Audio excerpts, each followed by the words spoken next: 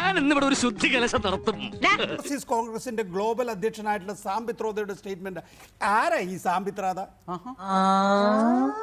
ഇങ്ങോട്ട് വന്നേ നീ, എന്നിട്ട് ഇങ്ങോട്ട് നിന്നേ നീ.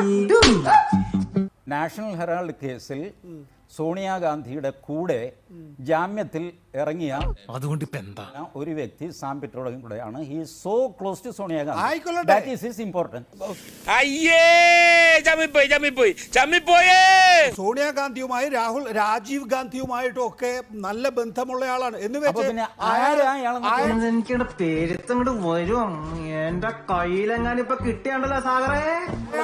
അയാൾ കുറച്ചുകൂടി നല്ല ഭാഷയിൽ പറയാൻ എനിക്ക് എന്റെ വാക്കുകൾ വരുന്നില്ല. പക്ഷെ ഒരു അവസരം കിട്ടിയപ്പോ പറഞ്ഞു നമ്മൾ ഈ ചന്തി കഴുകുക എന്ന് പറയുന്നില്ലേ, ആ നിലയിലാണ് ഇന്ത്യയിലെ ടെലിവിഷൻ മാധ്യമങ്ങളും പത്രമാധ്യമങ്ങളും കോർപ്പറേറ്റ് മാധ്യമങ്ങളും നരേന്ദ്രമോദി സർക്കാരിന് ശേഷം ചെയ്തുകൊണ്ടിരിക്കുന്നത്. പോട്ടെ, അത് തന്നെ ഇടതുപക്ഷത്തിന് വേണ്ടി നികേഷൻ ചെയ്യുന്നില്ലേ? പറഞ്ഞ പ്രവൃത്തി ചെയ്തുകൊണ്ട് MLA ആയിട്ട് മത്സരിക്കുക വരെ ചെയ്ത മാന്യൻ അങ്ങോട്ട് മാറി എന്ന് അറിയാം.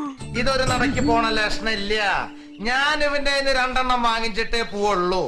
ചന്തി കഴുകുന്ന വർത്തമാനം പറയുന്നത് എന്നുള്ള കാര്യത്തിൽ ഒരു തർക്കവുമില്ല. അതെല്ലാ പ്രേക്ഷകർക്കും മനസ്സിലായോ?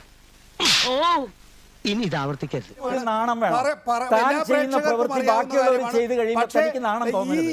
ഞാൻ ഈ കാർഡ് ഇതുവരെ ഉപയോഗിക്കാൻ ഞാൻ ഈ കാർഡ് ഉപയോഗിക്കില്ല എന്ന് വിചാരിച്ചാണ്. But you have reduce your credibility to such a level. You have reduced your credibility. Your credibility has dented today. What a shame.